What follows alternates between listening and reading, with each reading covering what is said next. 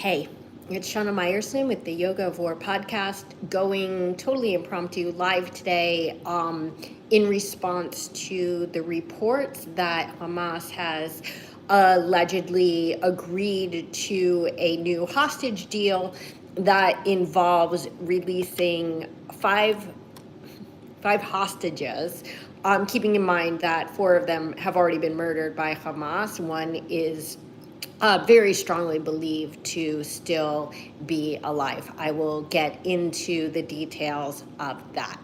Now, this agreement has not yet been ratified by Israel, and I just want to talk about the ramifications of this deal, how it came about, and some of the concerns that may come out of it.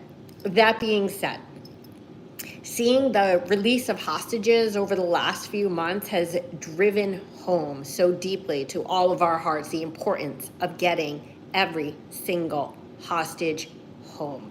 It has been excruciating to not only watch the releases, the ridiculous and barbaric, sadistic circuses that the terrorists of Hamas and other Gazan terrorist groups set up for those releases, but seeing the condition of the hostages and hearing their stories. If you have been listening to the stories that the hostages have been telling about their captivity,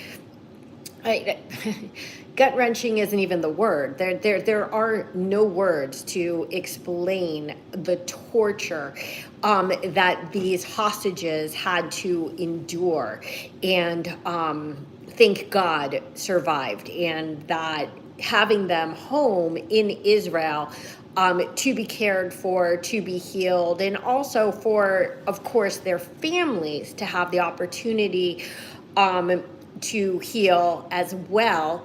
And of course, there's so much bittersweet emotion that comes with this, right? Because some of the hostages came back in what appeared to be pretty good condition. Others came back in what every single person who has seen has no choice but to compare to literal, like, Holocaust victims. And then, of course, there are those who came home in coffins. If you don't know the numbers, people are always asking, so how many hostages are still in Gaza? The answer is 59 known hostages are still being held in Gaza.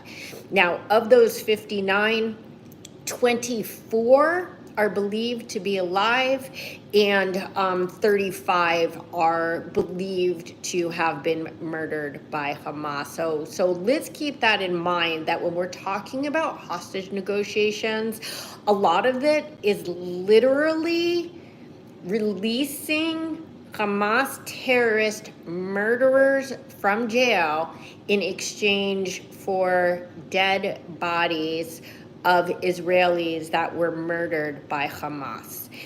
Many were murdered on October 7th. If you don't know, Hamas knows that these are their bargaining chips, so they literally took dead bodies from Israel and dragged them into Gaza for exactly what's going on now. The release of their murderers, the Hamas murderers that have been in Israeli prisons, as well as what is turning out to be a very, very extended ceasefire, because this is what they do, though Trump says he does not want the hostages released in dribs and drabs it is. And it's not just dribs and drabs, but now we're not even in dribbing or drabbing. Right now we're in just dragging feet and wasting time, so that what they're receiving, Hamas is receiving, is free ceasefire, so that they can rebuild and rearm with zero repercussion. And this is a real challenge, because ultimately there's nothing that Israelis want more, and I think most humans, than to get all the hostages home. Now, the problem is that there doesn't seem to be any scenario on earth, period, any construction thereof, wherein Hamas would actually release all of the hostages. So why would they? This is their only bargaining chips, right? And so if they release them all, then Israel has carte blanche to go into Gaza and do anything that they want. Not only what they want, but with Donald Trump's blessing, right? So Hamas is anything but stupid. I always hate giving credit to smart terrorists, but they've been proven to be very smart terrorists. And they are at this point highly incentivized to take as many Israeli hostages as possible forthgoing, knowing that the price that Israel is willing to pay for hostages, even murdered hostages, is extraordinarily high. So I want to talk about this deal proposal that was announced today. So as I mentioned, there are 5 of the 59 remaining hostages in Gaza who have dual U.S. and Israeli citizenship, okay? Perhaps by now, especially if you have been following this closely, or perhaps if you're in the American Jewish community, these are household names. The first is Idan Alexander. So why is he the first? Because he is the one who is, by all accounts, assumed to be alive. And from the testimonies of released hostages, in what is being explained as relatively good condition. So that is definitely encouraging. The other 4 have all been murdered by Hamas. Okay, at least 3 on October 7th, and I think that the 4th one was murdered in captivity, and that would be Itay Chen. And the other 3 are Omer Neutra. You've probably heard a lot about him. He was assumed to have been captured alive, but determined a few months ago that he actually was massacred on October 7th, and his body taken to Gaza as a hostage. As Trump says, what kind of sick person is a weird word because they're not people. What kind of sick monster holds dead bodies captive? The answer is Hamas, because they get hundreds of murdered prisoners back in exchange. Not to mention all sorts of other concessions from Israel, such as withdrawing troops or extending the ceasefire seemingly indefinitely. Now, let me go on record. All things being equal, I don't want war. I would love to see this war end. I mean, not just today. I would love to have seen it end 17 and a half months ago.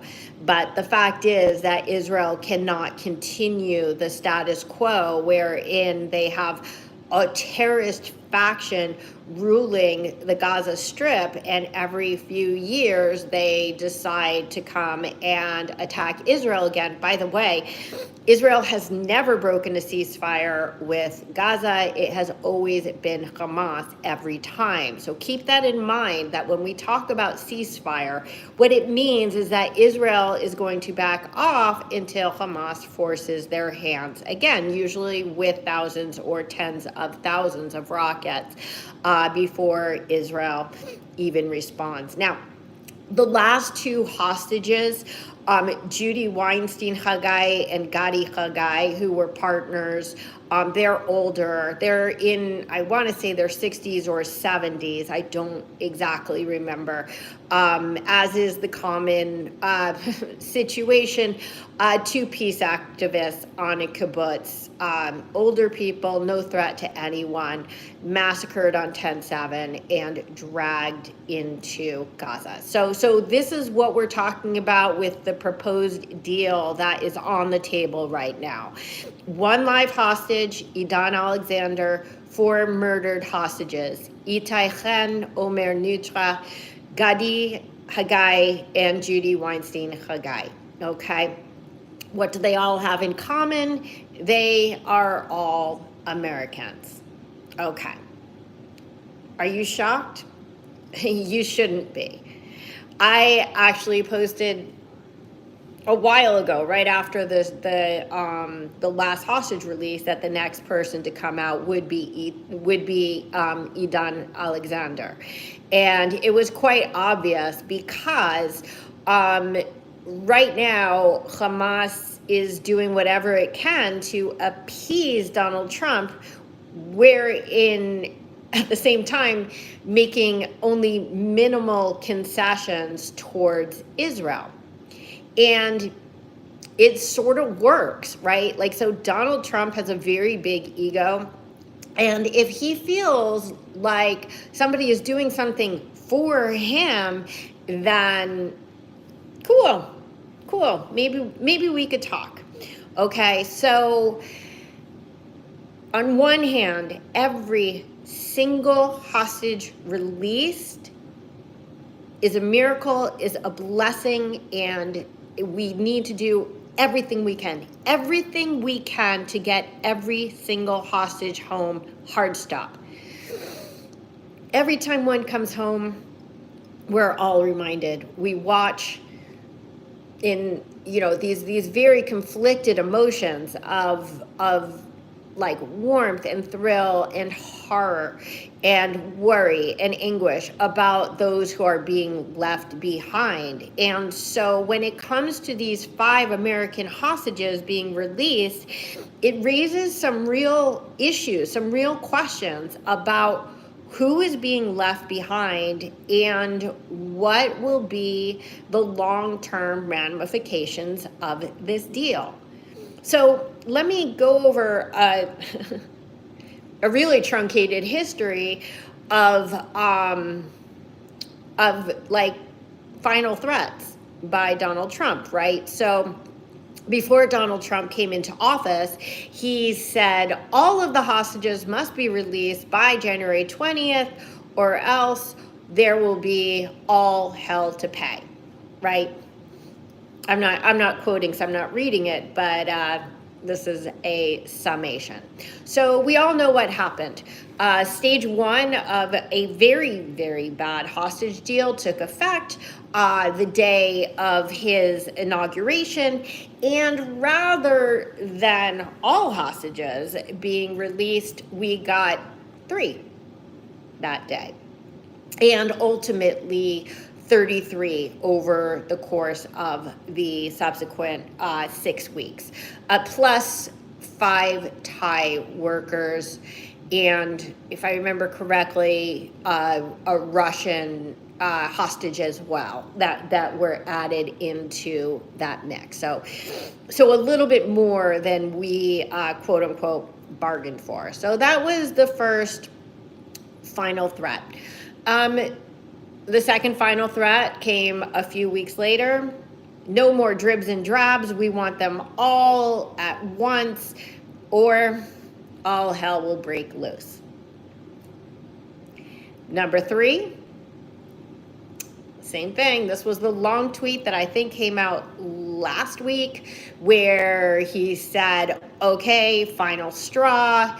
We need all the hostages home. What kind of sick people hold dead bodies, by the way? And by the way, people of Gaza, if you don't leave, you're in trouble too. Get out. This is my final threat. Okay? So, in case you didn't get the memo, Hamas doesn't care. Hamas couldn't care less, and they couldn't care less for a number of reasons. One is you can't have three final threats, because now there's nothing final about them, so why should they listen? Second, how is all hell going to break loose exactly?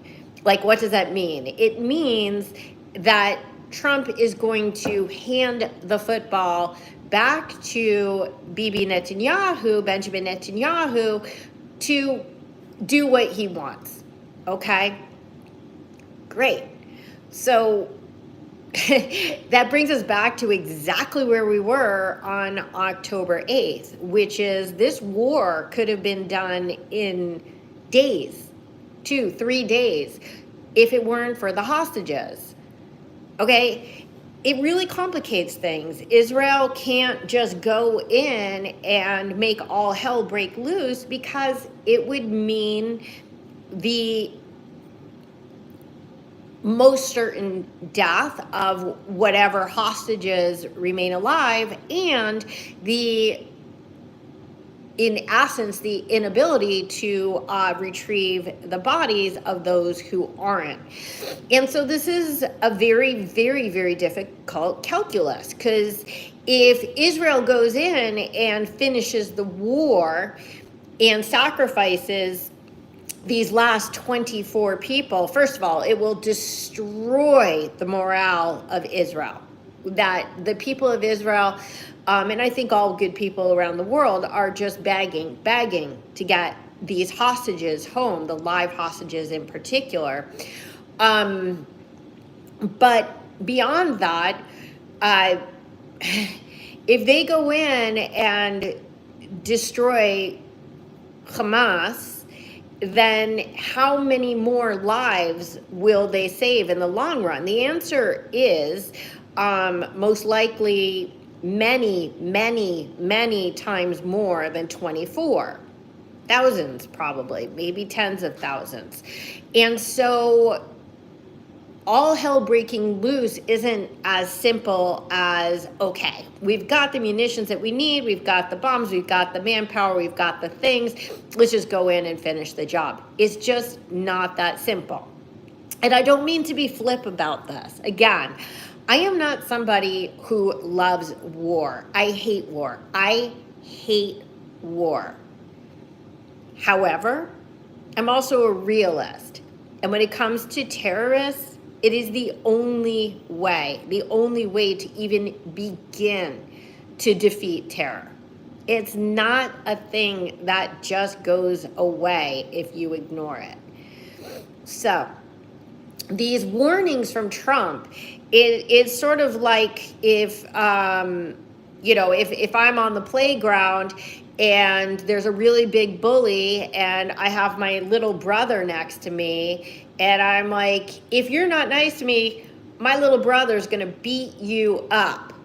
My little brother's like, how am I gonna beat that guy up? Like, no matter how much my little brother wants to defend me, it's not really kosher, or for that matter, much of a threat to say, okay, well, this is what's gonna happen. Okay, so let's pretend that this threat was legitimate, and Hamas is like, okay, great. Well, we know one thing about Donald Trump, right? And that is he loves making deals. So what if we just give him the Americans and go back to long negotiations and dribs and drabs once again? Maybe that will solve the problem. Now, let's keep in mind that first, Donald Trump had said, everyone out, every hostage released before I become president.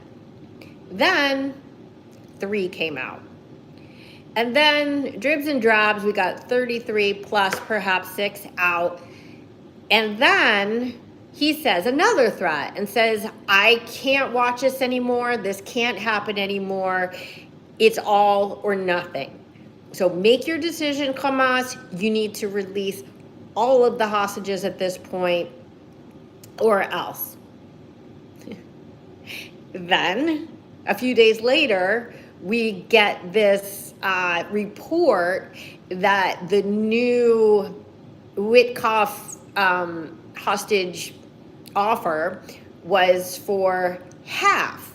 So half come out, then we have like this stage 2 where basically tons and tons of prisoners come out, Israel withdraws, and then the other half, okay? Then that changed to 10. So it was going to be 10 live hostages, which, by the way, is less than half of the 24 that are presumed to be alive. And then we'll see. Now, it looks like we're talking about 5, all with dual U.S.-Israeli citizenship, and 4 of whom we know have already been murdered. So, in essence, we went from every single one must be released to one must be released. So the question is Trump going to stand by his word that he is going to ensure that every single hostage gets home, or are the U.S. hostages enough?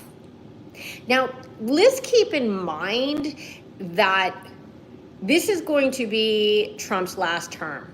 Okay, and the only way for his legacy to continue is he's putting his eggs in the J.D. Vance basket, right? He purposely chose a very, very young person to follow him and carry the torch. Now, J.D. Vance definitely has the ear of the president. Maybe he's his vice president. But in addition, J.D. Vance is a nationalist, an isolationist, and all other things being equal, he would rather pull out of all foreign interests. So, if we get our Americans home, then that greatly diminishes our interest in the rest of the hostages that Hamas is holding. So this is very disturbing. And how did this deal come about in the first place? So you may have heard that there was a special envoy for hostages, Adam Bowler, Freudian slip, Adam Bowler, who was sent in to help with the negotiations, and he took it upon himself to set up in-person direct negotiations with Hamas. Okay, you might be saying, so what? So what is that we have a policy of not negotiating with terrorists, especially direct negotiations versus what has been going on thus far, which is indirect negotiations, such as Qatar or Egypt as an intermediary that is speaking to both parties. If you could imagine, like, Israel and U.S. in this room, not literally in the room necessarily, and Hamas and all Iran and all their terrorists in this room, and then there's like Qatar or Egypt in the middle, and they're like just sort of shuttling back and forth with the messages. Okay, it may not seem like that much of a difference, but is there a difference if you have somebody in your life? Is there a difference between talking to them directly or having an intermediary? Of course, there's a huge difference. And it also shows that it gives Hamas validity when a U.S. envoy sits down with somebody who represents a designated terrorist organization. Now, who is this Adam Bowler? He was a roommate of Jared Kushner in college or grad school, I can't remember. And apparently he also took part in the Abraham Accords, which were monumental, game-changing, world-changing accords. I don't know what his role in it, but apparently it was a role. Now, let's set aside any accusations of nepotism here in taking somebody with zero experience in hostage negotiations and putting him in a hostage negotiation role. And if you hear what they say about the things that he said and did with Hamas, I mean, it's all like completely unacceptable. The words that he chose, the venue, the tone, and just making some major slips, like referring to Israeli hostages as prisoners and vice versa, Hamas murderer prisoners as hostages, and it's like, these are the kinds of slips of tongue that are not okay in diplomacy. Not to mention the fact that he sat down with them and apparently said something about them being nice guys. This is dangerous. We're talking about some of the most vicious terrorists on earth. Now, all in all, I would say that I personally don't have a blanket issue with bringing outsiders in to solve problems, because I think there's a problem with constantly sticking with the old guard, because old guard has old ideas, and people who live within a box can rarely see outside of the box. And how many metaphors can I use? You can't see the forest through the trees. It's like you can't see the big picture anymore when you're so stuck in a particular paradigm. So to that extent, I do think that outsiders play a very important role when it comes to breaking norms and looking at things in a completely different direction. However, when you're talking about something as delicate as hostage negotiations, you don't just put in some rando to go in and try to sweet talk Hamas. And so what happened as a result? Well, first of all, so you know, Bowler has been relieved of his duties. Apparently, he will remain in the Trump administration, but no longer in a hostage negotiation role. Okay, so taking him out of the negotiations was definitely a smart and important move. So that leaves us with Witkoff, and I don't know if this this new proposal to let the 5 Americans out is more a response to the direct communications which Bowler had, or the ongoing communications which Witkoff has been holding. Now, keep in mind that Israel was very upset that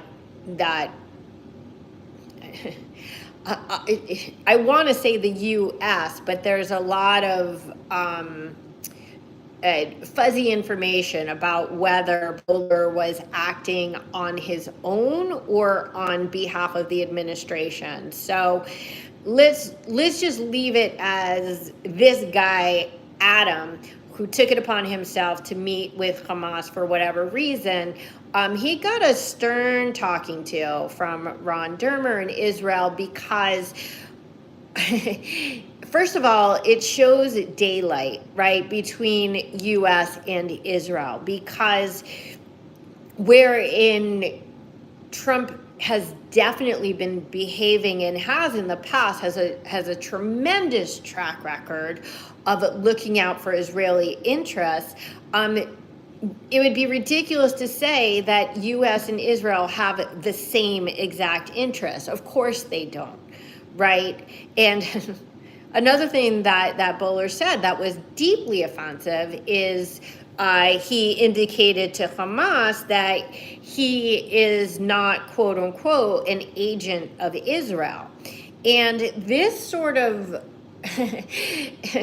leads us into like those anti-Semitic tropes about, well, the Jews actually control America and the world and all the things. And for him to say, like, I'm here representing America, we are not an agent of Israel, like, that's a pretty like nefarious word, right? Agent sounds like really subversive and shady. And so by separating that out, wouldn't it make sense that Hamas would say, oh, well, if we just let these 5 American hostages go, and again, a reminder for those of you who are tuning in late, 4 of whom have already been murdered, and 1 of whom is strongly believed to still be alive and perhaps even doing relatively well, then, taking that message of, well, let's just make this deal between you and me, wink, wink, and it could very well be at the expense of the rest of the hostages. So there are 59 right now, 34 are presumed to be dead, 35 are presumed to be murdered, 24 are assumed to be alive. So if we bring these 5 home, there will be 54 left, and 23 of whom will be assumed to be alive, and 31, if my math is correct, I can't even think straight right now, deceased, murdered. So here's the other challenge, right? Like, so originally Hamas took 251, I think, hostages, because originally they said 252, but then they found one of the bodies had been murdered and was still found in Israel. So I think it went down to 251. And people have really, really short-term memory, as evidenced by how much the world seems to have forgotten the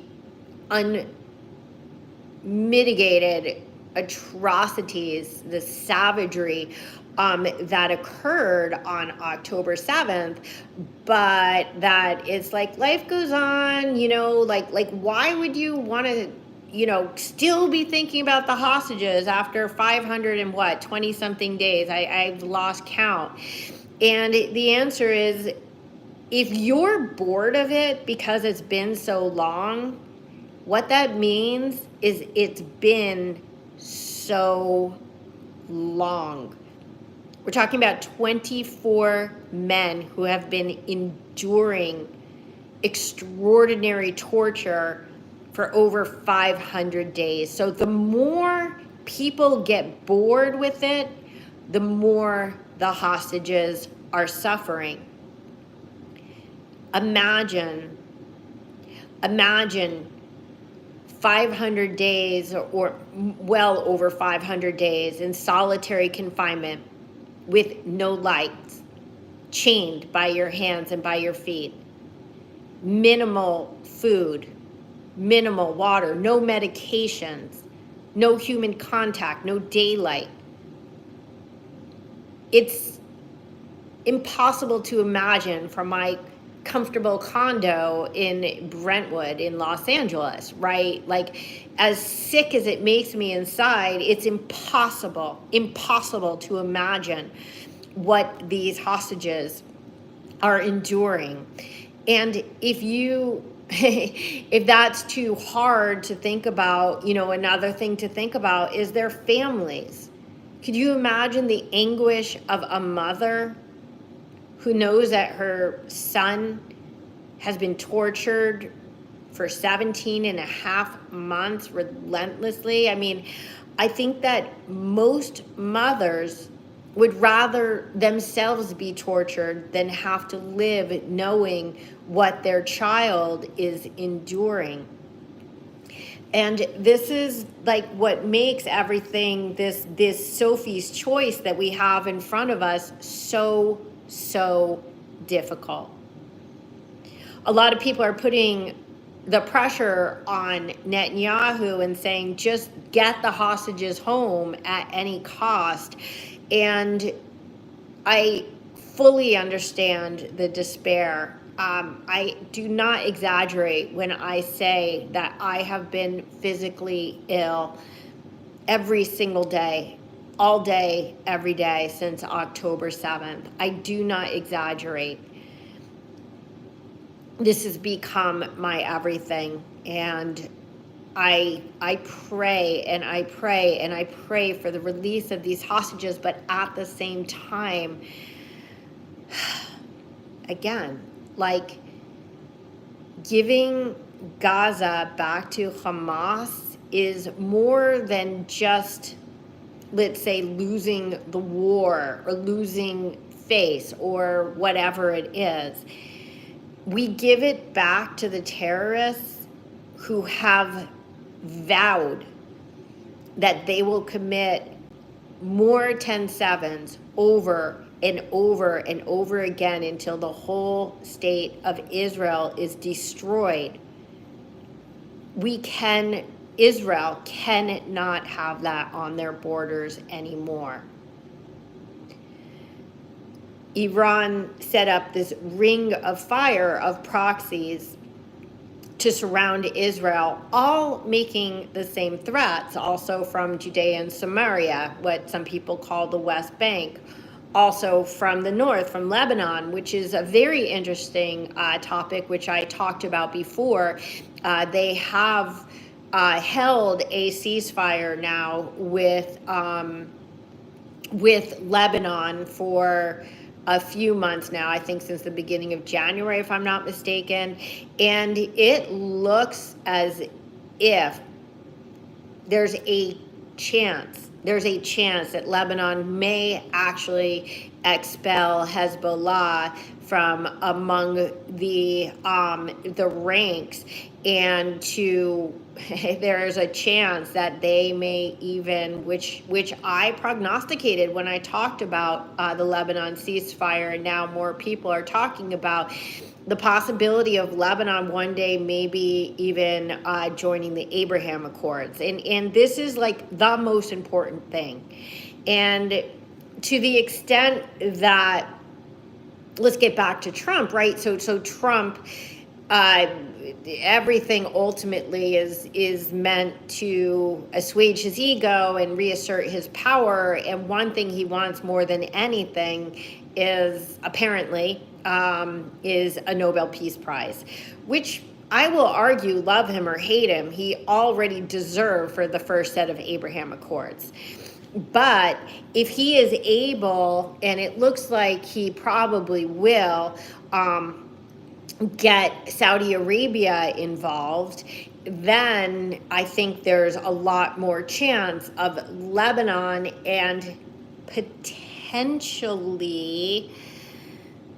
Syria, because Syria is a completely destabilized nation right now, and we'll see what form that stabilization takes. I mean, Syria is right now being led by a former ISIS terrorist. It's not super promising, except for the fact that he has made overtures saying that he would like to establish peaceful relations with Israel. Now you have to take that with a tremendous grain of salt, like a whole salt mine, because he's got a lot of competing interests right now, and one of them, again, is going to be to appease the Trump administration. But here's the thing. So Israel already has a peace agreement with Egypt, right, which is on the southern border, and it has an agreement with Jordan on the eastern border, okay? If it could get Syria into the Accords. Now remember, the Accords aren't really a peace agreement. It's more of like a normalization agreement. That would be like the northeast Syria, and then Lebanon in the northwest. Then Iran's Ring of Fire, which was supposed to be these violent terrorist forces that would close in on Israel from all borders to destroy it, could theoretically now transform into a ring of peace. Now, how amazing would that be? It would change everything. So there's always, of course, the predominant and historical context of war to achieve peace, right? We've seen this in every major war. Once the enemy army is utterly defeated, then peace can emerge from there, right? So there's war for peace, which is an inside-out strategy. But then there's this Abraham Accord strategy of peace for peace, which is an outside-in strategy. So imagine that you are a kid in school who's always being beat up by all the bullies in the school. And then suddenly one of the bullies is like, well, you know what? You're not so bad. I'm no longer going to bully you. I'm not going to be like grabbing Starbucks with you after school, but I'm not going to flush your head down the toilet either. And so he leaves that ring of bullies. And then maybe there's another, and he's like, you know what, twerp, you're not even worth my time. I'm also going to just walk away from this, and let's just call it a day. And so then if one by one the bullies start saying, okay, we're gonna leave this circle of adversity and instead give peace a chance, and see where it leads us, then now we've only got a few sparse people who are still standing there going, guys, hello, we hate this twerp, we hate this guy, come on, guys. And the rest of the people are like, yeah, we're done with that. And so this concept of peace through peace is a very, very worthwhile one to pursue. But in the meantime, the only thing that terrorists understand is strength. And so right now, the only chance right now in this moment today is for peace through strength, which means that Israel must maintain a heavy hand, and Israel must commit to actually winning this war. What does winning this war look like? It looks like getting all the hostages home, getting Hamas to lay down its arms, and also securing the border. Those are three very big and difficult war aims. Many people will say that they are self-contradictory. So I can't say I disagree. I think that that's why the predominant narrative right now is let's get as many hostages home as we can, and nobody wants to talk about the second half of that sentence, which ultimately is going to mean, unfortunately, the sacrifice of anybody who's left. The hostages that are remaining in Gaza have all been surrounded with explosives. that could be detonated at any moment if there is any IDF movement even near them. So on one hand, I guess I could say never, but on the other hand, it seems impossible, if not quite nearly impossible, that the IDF will be able to actually go in and save physically any more hostages, keeping in mind that a $5 million reward was offered to any Gazan who returned a hostage, and no one stepped up. No one.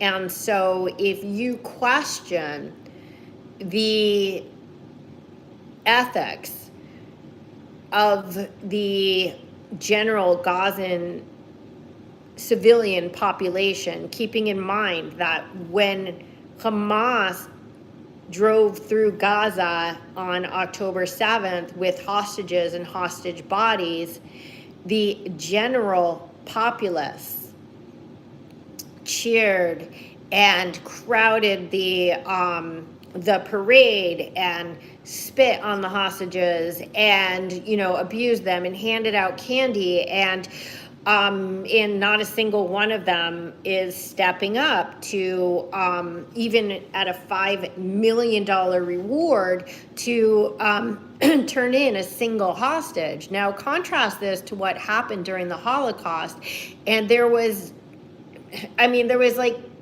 hundreds, if not thousands, of what are called righteous among the nations, non-Jews who literally risked their lives to save not just Jewish neighbors, but Jewish strangers.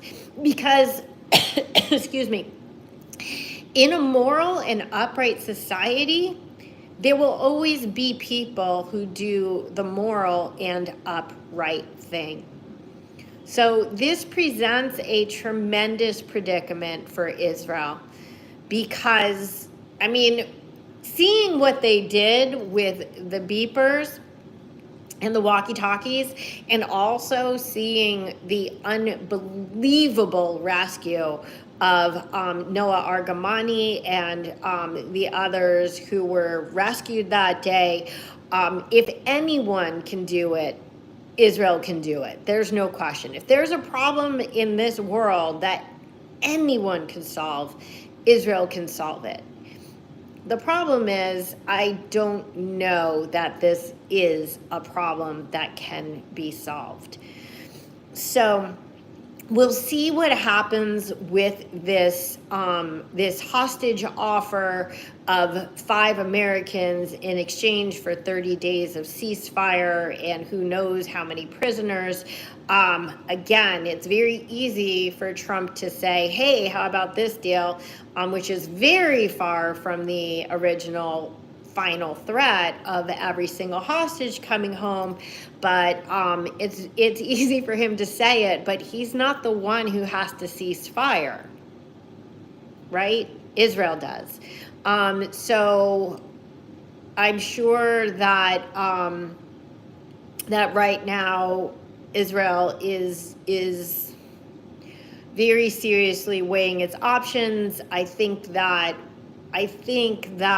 the priority right now, again, is just get as many hostages home as possible, alive, dead, an acknowledgement that we will not, in any scenario that anybody who's paying attention is presenting, that we will not get everyone home, but for the time being, let's just get every single possible hostage home. My guess is that Israel will accept this deal, even though it is another bad deal, even though it's very, very far from what was promised or threatened by Donald Trump. And of course, the one other thing that I haven't mentioned is, or I don't think I've mentioned it, is seeing what happened in the White House with Zelensky. really put the fear of God into every nation. I was going to say ally, but I say nation because, yes, enemies are taking note, but sadly, that stunt in the White House, ambushing Zelensky, who is actually a U.S. ally, and then threatening him, and seeing, by the way, how Zelensky predictably has folded, because he knows he can't really go at this without American support. If Trump is going to play the game of threatening our own allies, to do whatever he says, I mean, what does that mean for Israel? There are so many people who believe, and for good reason, that Trump is 100% in Israel's corner, because of a million things, because of all the things he did in his first presidency, recognizing Jerusalem as the eternal capital of Israel, and the sovereignty of the Golan Heights and the Abraham Accords, and the list goes on. And then now the fact that, like, the very first foreign dignitary he invited to the White House was, of course, Benjamin Netanyahu. And when he cut off temporarily foreign assistance, he did it to everyone but Israel and in Egypt, even though an announcement came out the other day that he is cutting back on the money being given to Egypt as well. And if now that's a whole nother can of worms, if you're paying attention to the fact that Egypt has been mobilizing in the Sinai Desert, which goes against the peace agreement with Israel. So this may become another tenuous, another unstable border. But the fact that right now, Trump nationalism, or perhaps isolationism, again being heavily influenced by J.D. Vance, perhaps would scare a lot of people vis-a-vis Israel. And again, the Zelensky thing shows an astounding lack of loyalty to a friend. And the question now is, could he turn on a dime on Israel if Bibi doesn't do every single thing that Trump says? And if so, where does that leave Israel? And unfortunately, we saw right after the Zelensky dumpster fire that, like, immediately Netanyahu starts tweeting, "Thank you, America. Thank you, Trump. Thank you, this." Like, he does not want to be that ingrate who Trump on a whim decides, yeah, you know what? I'm not that interested in you anymore. So here's the deal. Take it or leave it. And that he could be like, we're going to get 5 American hostages out and you're on your own. You do whatever you want. We will give you the bombs, but we're done with the hostage negotiations. And and then where does it leave Bibi? Because the thing about these idle threats is it makes Trump look bad, right? If Trump is like, this is your last warning, give us back all the hostages or all hell will break loose, and he says it 3 times and nothing happens, then that makes him look weak. It makes him look bad.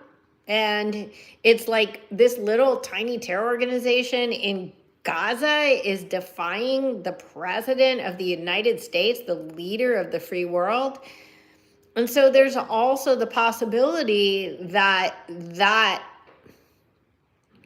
dynamic can come back to bite Israel, because Trump could be like, you know what? I gave you the permission, and I gave you the munitions to make all hell break loose, and you did not take advantage of that. And so, A, that's on you, Israel, and B, you made me look bad. And so that could be very, very dangerous. So I'm praying that these 5 come home, even though 4 have already been murdered. Getting Idan Alexander home, every life saved, the Torah says, is an entire universe saved. And I 100% believe that. But I hope that in the U.S., basically fighting only for its own citizens, it does not abandon the other 54 hostages who will remain in brutal Hamas captivity. Shabbat Shalom.